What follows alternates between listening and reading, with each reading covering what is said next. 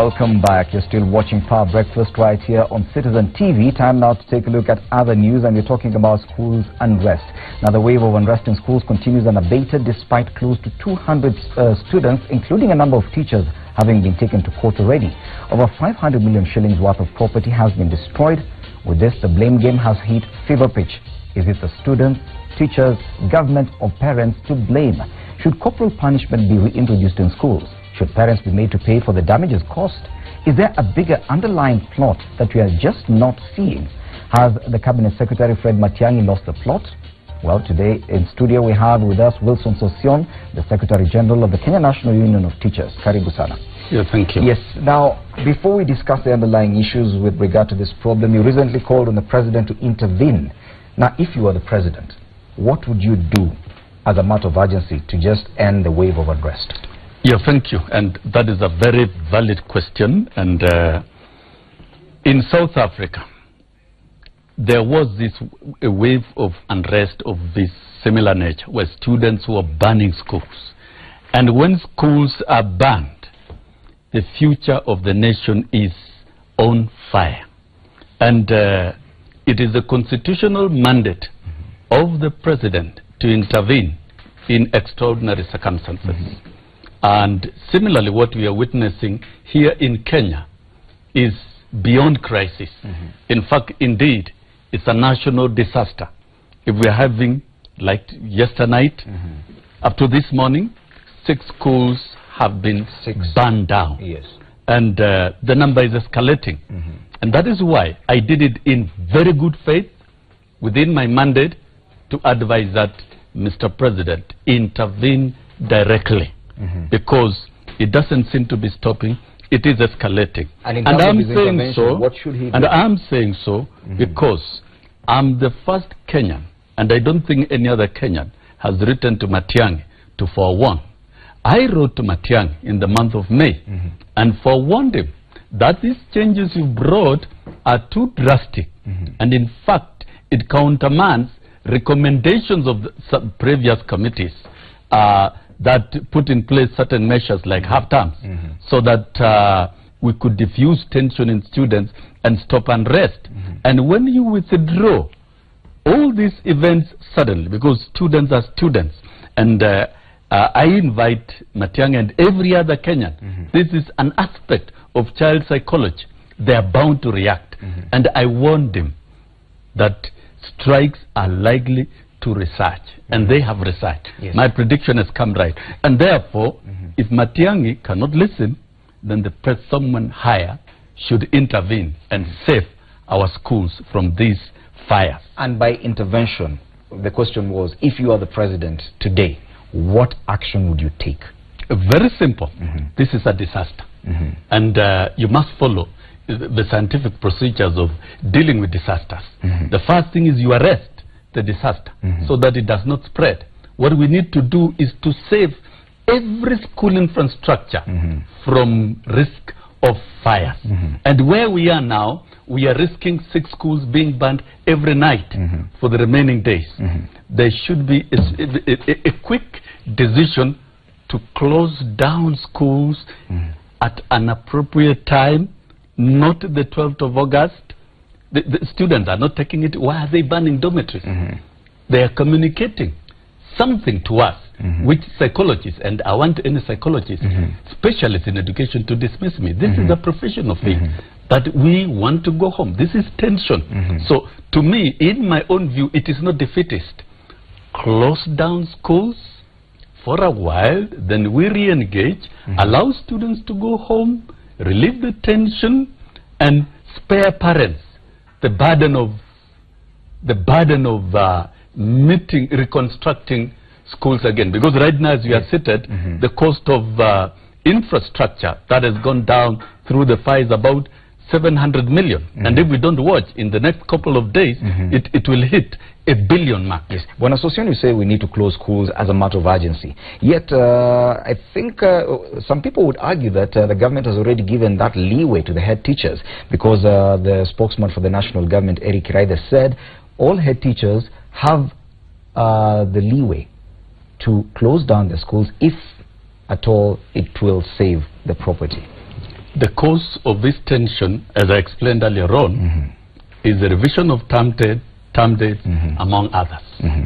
That's very contentious with the students. And you cannot give an open check.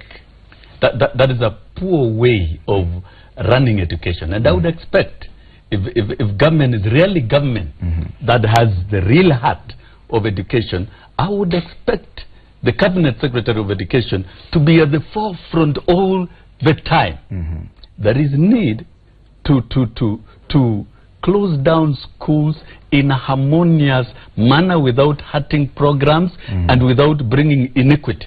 When you tell schools you can close if you so wish, that's a very dangerous statement. And so the rest can continue even up to the 12th of August. That is disharmony. Yes. There is need, and we've given a viable advice. Bring down the closure, because it is what is under contestation, to a time not exceeding 5th of August. Between now and 5th of August, engage in a process of gradually diffusing this tension. I'm not saying close today. No, we are not saying you close today or tomorrow. Let us have a structured manner of ending this term in a manner that will save the school property, and in a manner that will bring equity, and in a manner that will address even hidden tension that is not seen in all the schools without discrimination, because there is no scientific proof, because these schools that are going up on fire, take for example Langata High School, it was not foreseen. The principal could not even predict, but it erupted. And you say there's no scientific proof, because there's a lot of blame game. Teachers blaming students, the government blaming teachers, some blaming the parents, some blaming society, and even religion. But who exactly, what informs you, your thinking when you say it is actually C.S. Matiang'i to blame for the wave of unrest? Because to be honest, I'm not saying just a moment, between the 5th of August, when you say the schools should be closed, and the 12th of August, when Matiang'i says schools should be closed, it's only a matter of a week. Who drives policy in the education ministry? Is it not Matiang'i? Who is responsible to dealing with all matters pertaining to education? Is it not Matiang'i? And ask him. I wrote to you on 13th of May. You never even bothered to reply to that letter, because those are concerns. And I'm speaking on behalf of teachers. And I don't make statements for the sake. But right now where we are, let us not engage in blame games. I even don't want to throw any blame on Matiang'i. This is a big crisis that does not require blame games and merry-go-round accusation and this going round in circles and engaging in political semantics. It is a time that we address the matter. Of course, there are many views. People are talking about indiscipline. We are blaming drugs. We are blaming these. For us, we have a strong view on term dates. But we are saying, this is a disaster. Cut it. And cut it now, not tomorrow. We must save every property in every school. What is filtering from some quarters of government is that they're saying, no, let us not close. If we do it, we are giving in to students. Let us wait, let them ban. After all, if they ban, their parents will pay. The cause of these fires is government policy. And in fact, under legal standards and standards of justice, the parents should not bear responsibility. If it is a bad policy from government that is triggering tension, then government should take responsibility. So government should pay for the property. It should pay. Parents should not pay. You cannot burden parents. And let's look at poverty in this country. It's at 48%. You cannot transfer the same burden to the parents when you have created tension. Why are we not having day schools banning? We've not had, not even one. And the students are not banning anywhere. They're banning dormitories. And in fact, it was very mischievous for Matiang'i. And that's why I'm coming out very strongly. Don't blame the head teachers and principals. There is nothing they can do about a bad policy. A bad policy is a bad policy. And the accusation that by Matiang'i that the head teachers are banning officers to cover documents is very political, and I find it naive, because the students are burning dormitories. And I'm sure accounting documents and books are not kept in the dormitories. They are kept in the offices. This is a time that we ought to be very professional. And I expect Matiang'i right now to be surrounded by education psychologists so that it can get professional advice. What is obtaining here is tension. We must diffuse it. Diffuse it. Let these children go home. But spend time with their parents. Close down schools. Then we sit down to restructure and remedy these issues so that it's not carried over to third term. Why I hold that very strong view is because if we keep confronting this tension continuously up to the 12th of August. And by the way, these students will only have a break of 2 weeks.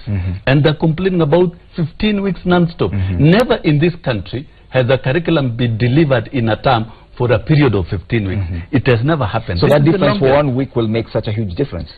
It will make a huge difference. Even for 1 hour, it will make a difference. Students will always react, even if you take away their 5 minutes in what they're looking forward to. The risk is, if we don't do these drastic changes right now, we risk transferring and carrying over this tension to third term. And there would even be more wanton distractions, which I don't think any Kenyan is ready to witness this. That is my honest opinion. But there are those who argue that probably it's not just a case of indiscipline. Probably there are bigger forces behind this wave of unrest, and probably it's those who have been benefiting from cases of exam cheating that the CS has really come out to fight, that are fighting back. That is more theoretical than real. And I want to say, I support Matiang'i in reform of exams. That is on record. And the examinations cheating is premised at the exam council and the police armories. That is where Matiang'i should have concentrated the whole of this year. But you can't change everywhere. Now, these theories of third parties is guesswork. You cannot engage in guesswork. If we talk about the third party, if we talk about the cartels fighting back, I have seen even statements by other stakeholders that there are other third forces out there who are banning schools. It is students who are banning schools. There are no third forces on this unrest. There are no third forces. And if there are, let us be shown, let somebody be arrested, that you are the leader of this cartel, and you are so and so, and you are a Kenyan, and you are living in Kenya. So far, we have not seen anybody. So you cannot take us, you cannot divert our attention to some shadows that do not exist. Let us deal with real issues that we are seeing on the table. And what is the mind on this issue is that the ministry and government is trying to blame teachers and head teachers directly. And this one we will contest very furiously. Because when you talk about those cartels, and we're not showing us the cartels, and you are arraigning some teachers in court, you are interdicting, you are dismissing. You know, in a crisis of this nature, you don't do that. You deal with the issues. You deal with the disaster. Stop it. Then deal with other administrative issues later. I think. But do you agree that probably the head teachers do not have the necessary training to manage schools, because they rise through the ranks from a maths teacher, an English teacher, you become a senior teacher, and then you become a head teacher. That is misconception. But an institution should be professionally run by a manager, probably. That is misconception, because we are dealing with education. What is the job of the head teacher? The job of the head teacher is to implement the curriculum.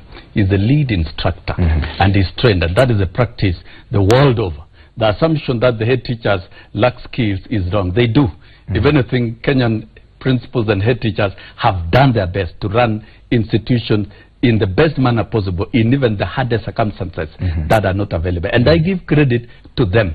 But what we are dealing with here, opportunity for training teachers to become better managers.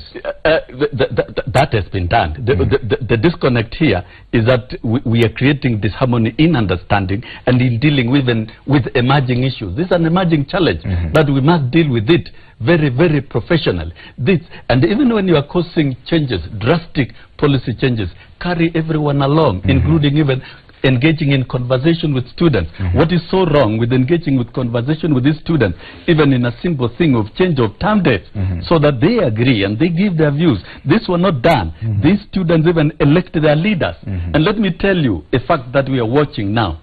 These strikes are so executed so meticulously. The burning, it is almost difficult to detect and to know. And look at the prefect system that we have. They're elected by students. Elected, universal suffrage. And that is why there is need. The prefect system. It is very dangerous. Some have argued that it works in favor of the school management and not really the students. It should work in favor of everyone. But it's not. And it should work in... those are contraindicators, because if these executions are done and it's never known by the administration, then it means there is no connection between the prefect system and the administration, and probably even the student leaders could be involved in this. These are things that we need to be dealing with right now, rather than engaging in blame game, talking about the head teachers as are incapable. To me, the minimum capacity, because we've traveled world over, and we can do simple comparative analysis. Kenya has the best potentiality. We must put things right, package them well, and engage properly. And this is what I'm inviting the Minister of Education and Matiang'i in particular. You have the opportunity. Let's engage and stop this thing and do things right every now and again. We have the best principles that we can give the best opportunity to lead. Because you say there are no third parties involved, it is the students who are actually reacting, but they're the ones committing these acts of violence and arson. Yes, that means there's a level of indiscipline on the part of the students, because this is not how you react to problems. My question is, there has been debate about reintroducing whether or not we introduce corporal punishment in school. Do you agree with it? And if you disagree, why? Number one, arson is a crime, and you can be committed to life sentence. We don't support it. Absolute on the absolute. But on the other side, there is what you call mob psychology. Mob psychology comes about when a big group of individuals, social group, team up together to fight their rights, and they use any means, including destruction. We've been through these kind of things over the years, even in universities. You see what students do, and this is actually what we are seeing. It's really mob psychology, and somebody very smart should be able to read. Many students have been arraigned in courts. That may not offer any solution, because do we really have the absolute investigatory machinery so that we can criminalize these students and even have a court of law passing a guilty verdict on some of them? We've seen that being released on bail. And are we going to wait up to 12 so that we can take more students to the jail, to the police custody? That will not work. The other question, corporal punishment. Corporal punishment. Yes. This has got nothing to do with punishment. And reintroduction of corporal punishment is too late in the day. We have lost it. The International Convention and UN Conventions on the Rights of the Child, which Kenya has ratified and customized, and under the Constitution, Part 2 of the Constitution, all international conventions ratified by Kenya automatically become part of our Constitution. And these students are aware about their rights. And caning was outlawed as in line with the Children's Act. But it is a discussion that we're having right now. Even it is a long discussion. The Speaker of the Senate, the Speaker of the Senate even suggested. The Speaker of the Senate, yes, he may have looked at it differently, but that I would say is more political to discuss it too late in the day. Who will administer the cane? As teachers, we are not ready to go back to cane students again. Can I tell you what will happen? Because it's about psychology. The good thing, whenever any teacher or anybody is looking at a child, look at it from the angle of psychology. These students are aware about their rights, that they are not supposed to be caned. And there is a law that protects them. Even if it is repealed and reintroduced, they will fight for it. And I can see teachers who will administer canes being dealt with even by the student. We can have ugly confrontation. We risk having ugly confrontation and repercussion from the students. They could even kill. That's a fact for matter. Yes. Is that what we are waiting for? And we have seen in the past, and even in a couple of months, teachers being interdicted for simply disciplining students by TSC. We have living cases arising from those disciplinary procedures, and some students collapsing and dying out of corporal punishment. We cannot go back to that. We cannot be a retrogressive society. We must be progressive, understand our children. Many countries are investing in children and trying to understand their children and making sure, look at the US for example, they've just passed an act called ESSA, every student succeed.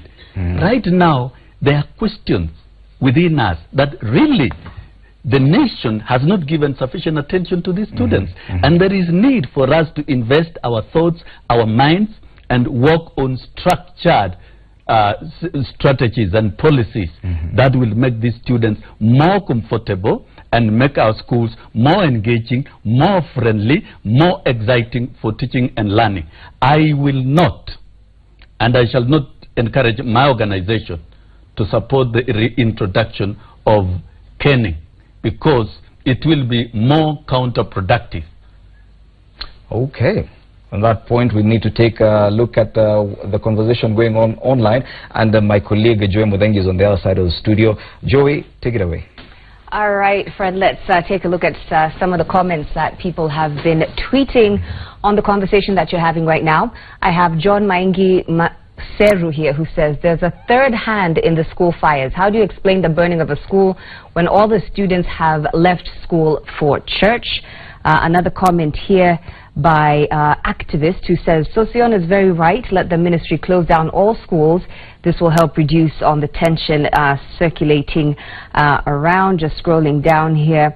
And being Charlie, echoing a comment that came through there that the school unrest is a national disaster, so he agrees. So that we have Jarim Omogi here saying, somebody explain to me what addition of time in school to allow students more time to learn has something to do with unrest. We have Kihingo Warrior here saying, why are you judging the sheep and opting out the hyenas? Teachers are resistant to change and to inciting students. So lots of comments. Of course, you can keep using the hashtag Power Breakfast if you've got an opinion on what is happening here. And of course, we will continue to sample your opinions. Back over to you, Fred. Well, thank you, Joey. I'm still here with Wilson Sosion, the Secretary General of the Kenya National Union of Teachers, of course, discussing this matter of student unrest. And even as our discussions go on, I've just received a message. A fire incident reported at Watuka Boys High School in Kieni, Nyeri County. 2 dormitories burned. No injuries reported. Another fire reported at Aitong Boarding School in Masai Mara, Narok County. A dormitory burned. No injuries reported in those 2 cases. Now, this thing is not about to stop. And as you said, the government insists it is not about to shut down the schools. If they maintain that position, what will you, as the NAT Secretary General, do? Our advisory is very clear. Yes. It will be dangerous to hold on with these students in schools, as you have seen. I don't think that is anything that anybody is happy about. And I don't think the government is excited about it. And as I said earlier on, the information I have is that some people in government are saying, no, let's take 12. You know, you don't operate militarily in a social setup like this. The risk is, if we don't close down these schools, we will lose our schools. And my advisory will be very clear. And this, I hold it very strongly. Yes. We'll issue a very strong advisory to principals to close schools early and release these students. But we wouldn't want to move that direction.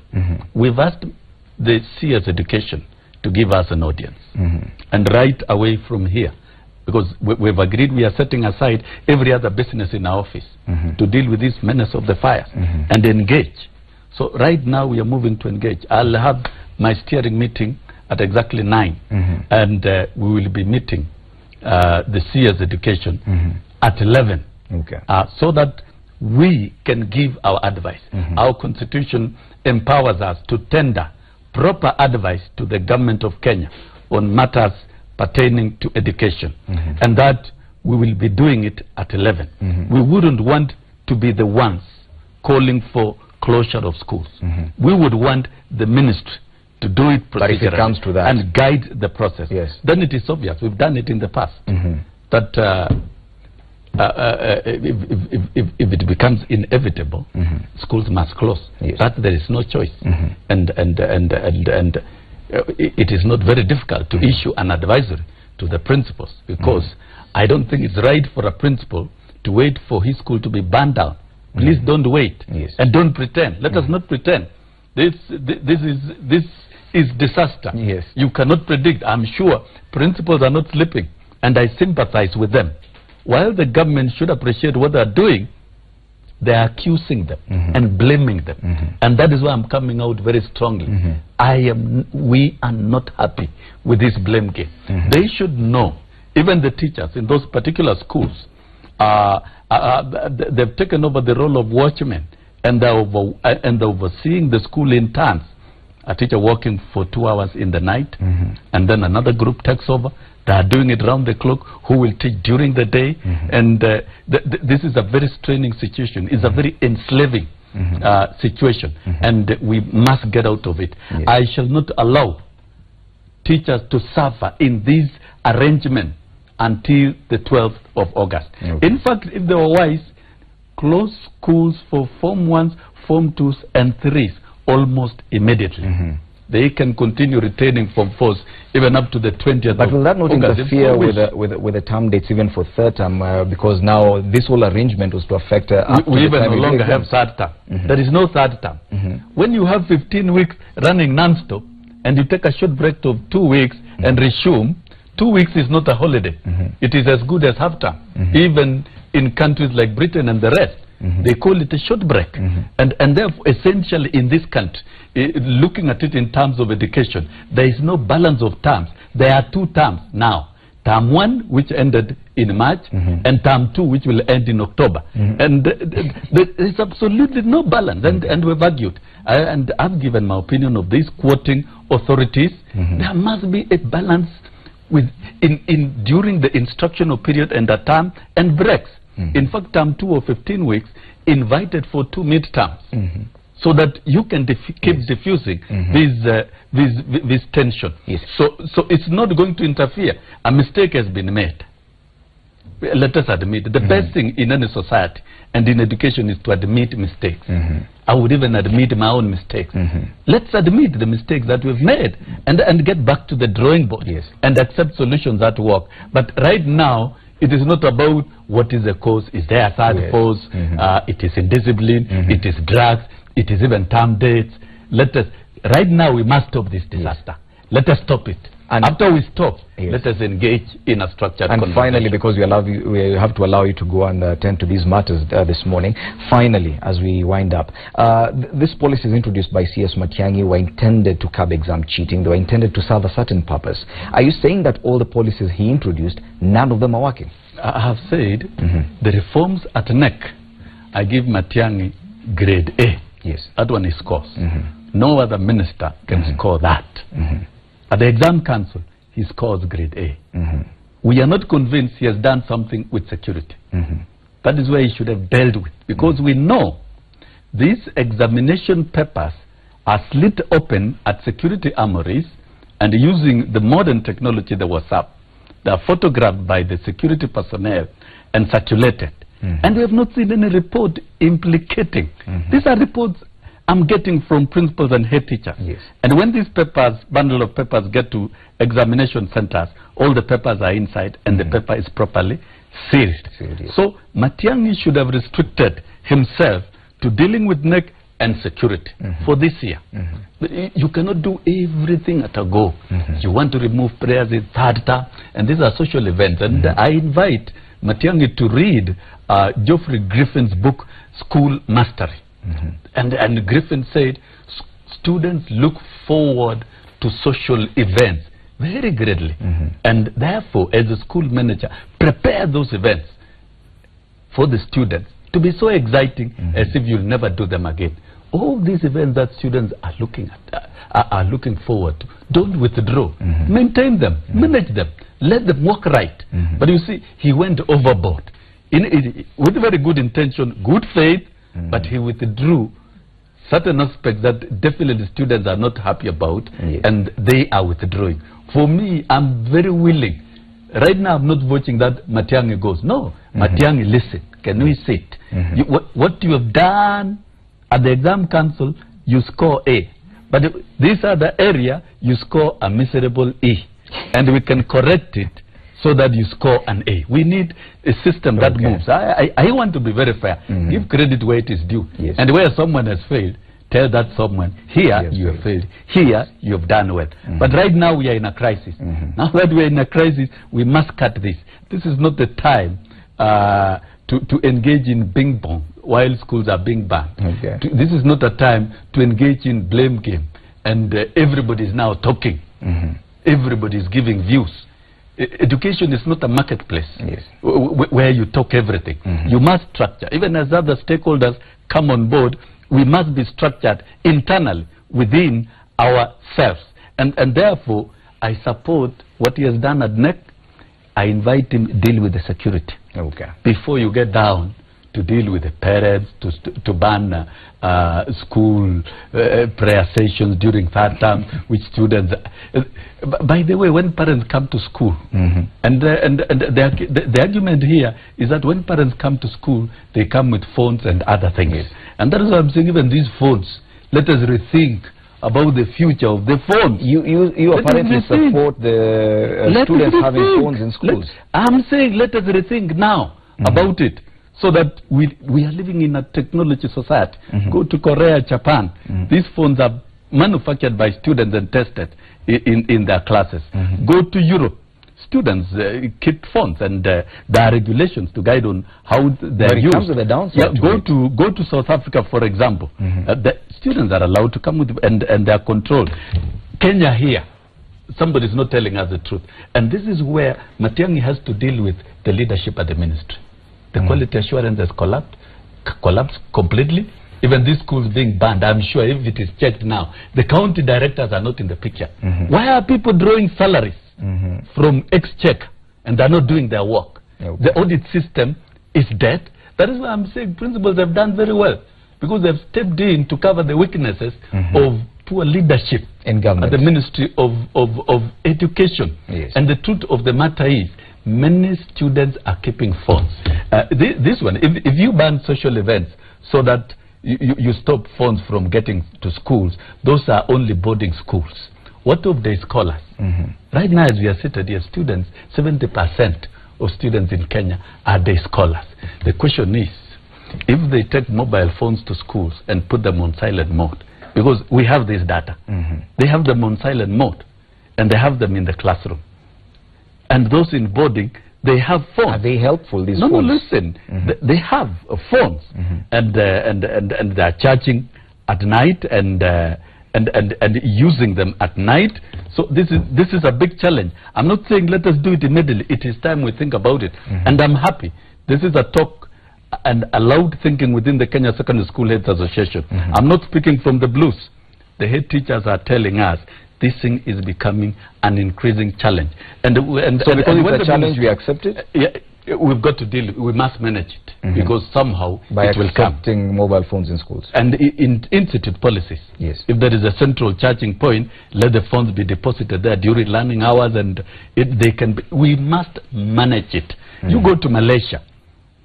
Malaysia in 2007, every school has an IT lab, complete with desktop, with a teacher's prep room, and a general cyber center, complete with internet access. And you don't limit students. If we try to limit students, we'll be creating slaves out of students who are informed. Look at these students when they're at home. Look at everyone. In Kenya, a mobile phone is part and parcel of everyone. It's like a cloth. But we are not saying, we must manage. This is an emerging issue that many countries have managed it. In the United States, students keep phones even in class. And this is one aspect that we have to deal with. We must begin debating. And by the way, when I proposed it, I'm proposing it based on my international experience. Wherever I travel anywhere in the world, I check what is happening and how emerging issues are being dealt with. It must be dealt with.